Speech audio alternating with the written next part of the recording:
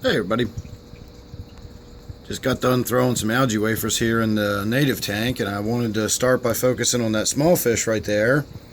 That is in fact one of those little suckerfish. I believe them to be white suckerfish now, as a lot of my viewers accurately identified right off the bat. So the main thing I wanted to show you in this video, and I'm sure we'll wander all over the place at some point, but I wanted to show you this white suckerfish. This is the largest one.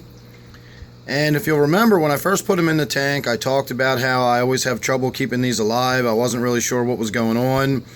And its scales were looking pretty bad, and it was looking a little beat up and rough.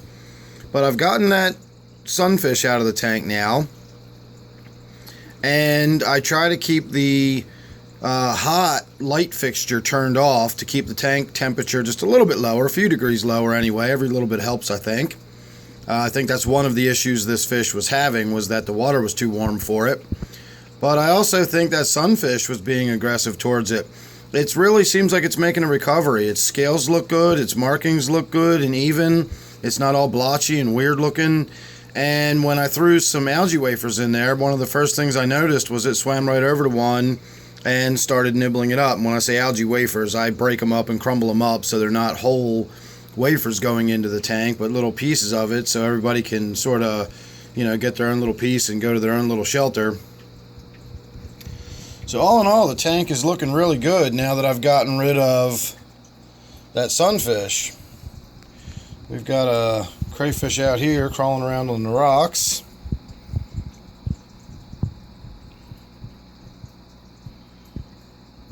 Taking a half-hearted swipe at that fish. Yeah, he's about to fall right on top of that other crayfish. Alright, the other crayfish backed off. I didn't know if there was going to be some excitement there or what. Well, there might be now. They're both going down in the same cave. Let's wait here for a moment and see if one of them doesn't come back out of that cave real quickly. Now, there is sort of a back door to the cave. The other one, I guess he got sort of bumped from behind and got sort of nudged on out. But there is a way out if you go back there and go behind the rock. There is a gap that the crayfish can move through back there.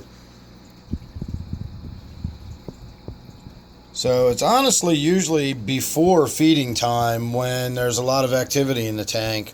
Once I've got some algae wafers thrown in there, all the crayfish seem to claim their little piece and burrow themselves back down, find their little hole that they like to call home.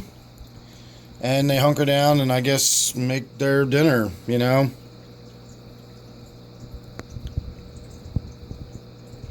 sure what that one back there is going after, but he seems to see something that he is interested in. So that was all really, nothing specific. I just wanted to do an update here on the native tank, and I specifically wanted to point out that this white suckerfish is looking much better. And I was really happy to see it go over and get some food. It went right for that algae wafer and started munching away on it. And that's always a good sign when you see them eating. So don't forget to check out my Patreon page.